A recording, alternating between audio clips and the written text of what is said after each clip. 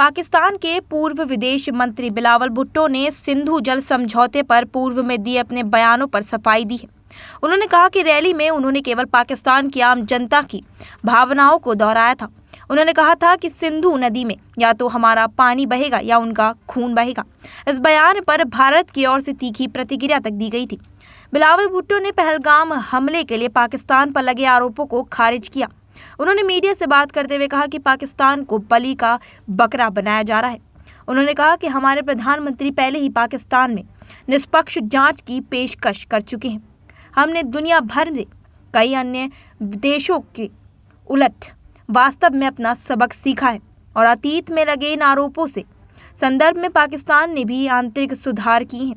बिलावल भुट्टो ने आगे कहा कि इतना ही नहीं, मेरे विदेश मंत्री बनने से पहले पाकिस्तान, जब मैं विदेश मंत्री बना था तब पाकिस्तान FATF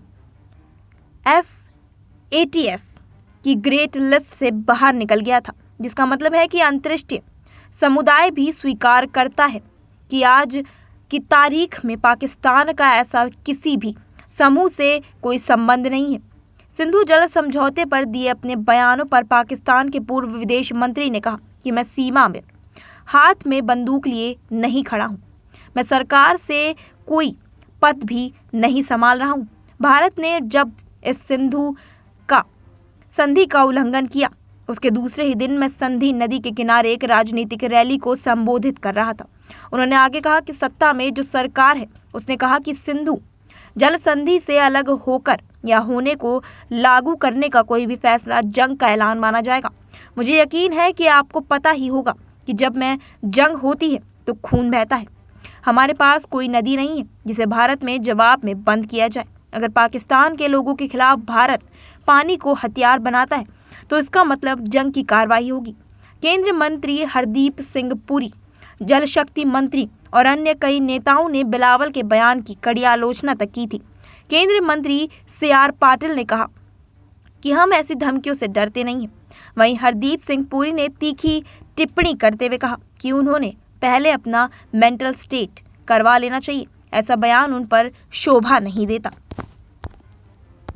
बता दें कि अगस्त 2023 से पाकिस्तान की जेल में बंद पूर्व प्रधानमंत्री इमरान खान ने हमले को दुखद बताया था, लेकिन साथ ही भारत को चेतावनी भी दी थी। उन्होंने कहा था कि शांति हमारी प्राथमिकता है, लेकिन इसे हमारी कमजोरी न समझा जाए। पाकिस्तान किसी भी भारतीय गलती का जवाब देने में सक्षम है।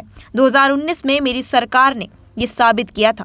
इस घटना के बाद भारत ने पाकिस्तान के साथ कूटनीतिक संबंध घटाए, इंडस वाटर ट्रीटी निलंबित की, पाकिस्तान जहाज़ों के भारतीय बंदरगाहों में प्रवेश पर रोक लगाई और पाकिस्तानी नागरिकों के लिए वीज़ा रद्द कर दिया। इसके अतिरिक्त और भी कई कठोर कदम तक उठाए गए थे।